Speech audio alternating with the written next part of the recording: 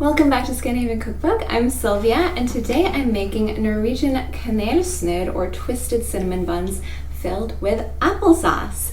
It is apple season here in Norway, and these are one of my favorite apple treats. I make the applesauce for these from scratch, but you can also buy applesauce at the grocery store if you prefer.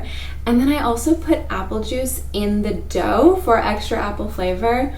But if you don't have apple juice, you can use milk instead. I developed this recipe based off of my favorite Norwegian cinnamon bun recipe. These are buttery and light and fluffy and have a slight hint of cardamom. And they're not too sweet, they're just the perfect amount. I really hope you love them as much as I do. I am linking the recipe in the description box below. And while you're there, click subscribe for more Scandinavian recipes.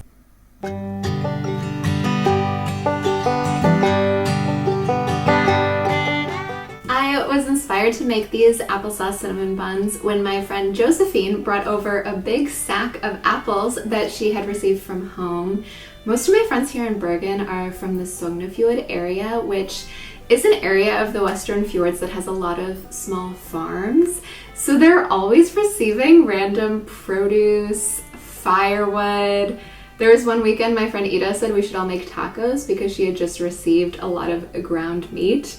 And yeah, I really love that they're always getting products from the fjords, and it's exciting to make something with them. Now, this batch of apples has a fair amount of bruises, so it's perfect for making a big batch of applesauce. And then I can use these in the cinnamon buns for the applesauce filling. But if you don't want to make your own applesauce, you can just buy some as well. That's totally fine. Though applesauce is actually really easy to make, and it's kind of nice to get the credit that this was homemade applesauce. So I usually make applesauce with about 500 grams of apples. So that's about 4 apples, but kind of varies depending on the size of your apples. And then I just peel the apples, chop them into small bits, and then cook them in a little bit of water. And then at the end, add some sugar and cinnamon to taste. So very simple. You can't really mess it up. But again, you can also use store-bought applesauce if you prefer. So yeah, let's get started.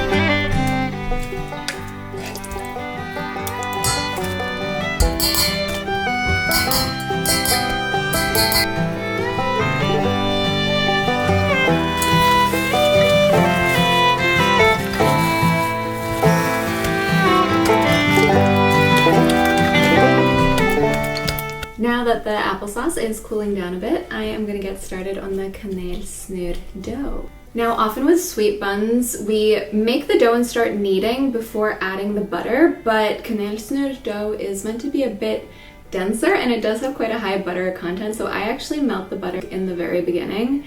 And then you have to make sure to give them some time to cool down before you add the yeast. You don't want to kill yeast.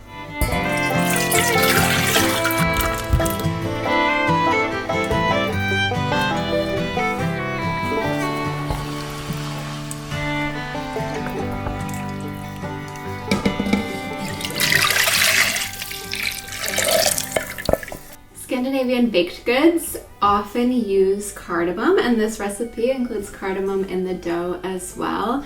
And I like to always point out when using cardamom that it's really worth grinding the seeds yourself instead of using pre-ground cardamom. Pre-ground cardamom doesn't have that much flavor, and the flavor of the cardamom is so important here, so try to see if you can find some cardamom seeds. I use seeds from green cardamom pods, and then grind it yourself with a mortar and pestle.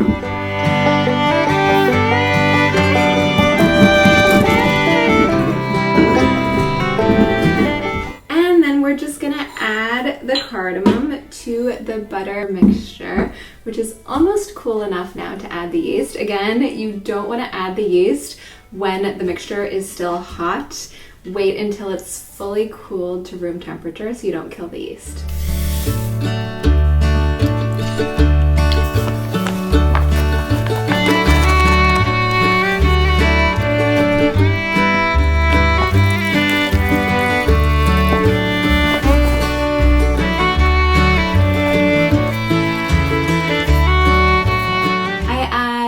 All of the flour to the dough, but I save a little bit to spread across my counter for kneading the dough. I like to use a silicone mat to knead on just because it's cleaner, feels nicer. But you want to be sure not to use too much flour in the dough. So it will be a little bit sticky when you start kneading it, but that's better than having too much flour and then the dough gets tough and the Kanelsnurrer won't taste as good.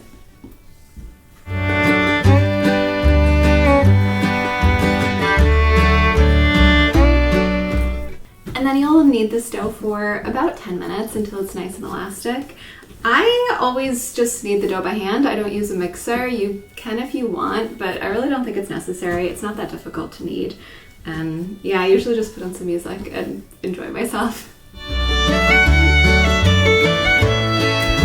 Okay, now this is the point where with most bullet, I would be letting the dough rise until it's doubled in size. But when I'm making Kanelsnurrer, I actually form the buns before letting the dough rise. This means that this dough will not get a second rise. It will just have one, but that will be one longer rise, about an hour and a half.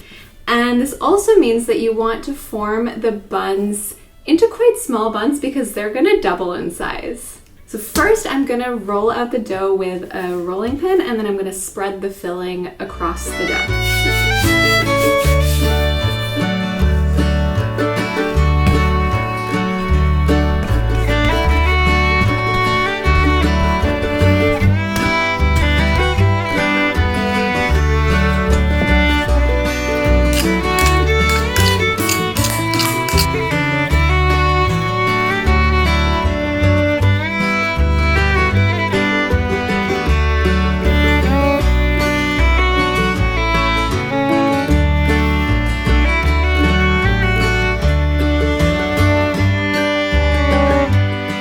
And now I'm just using a pastry wheel, or actually this is a pizza wheel, to cut the dough into thin strips.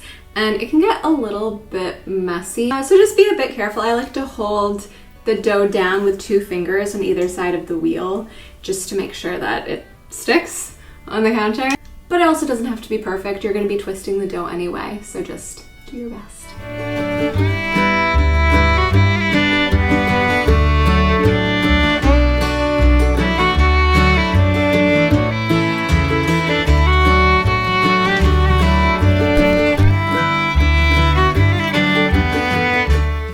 You'll have about 20 strips of dough, and then you'll just take them, twist them a few times, and then turn the dough twice around your finger, pull the end through your fingers, and push it into the bottom of the bun. And you will get some filling on your hands, don't worry about that. And then I just lay these on the mat first, and then I'm gonna put them out on a baking sheet for them to rise.